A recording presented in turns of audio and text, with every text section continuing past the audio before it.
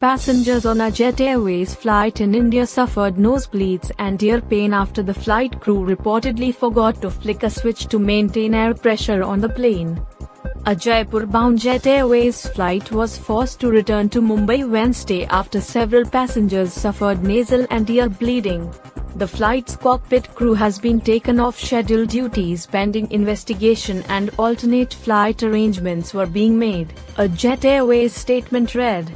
The cabin crew of the Mumbai-Jaipur Jet Airways flight forgot to select a switch which maintained the cabin pressure. People on board posted photos and videos of the calamity online, uploading footage on Twitter showing travelers using oxygen masks.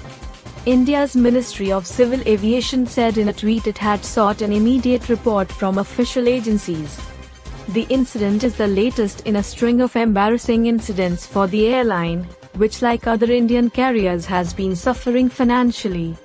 In January, 2 Jet Airways pilots were grounded for getting into a brawl and storming out of the cockpit briefly during a New Year's Day flight from London to Mumbai.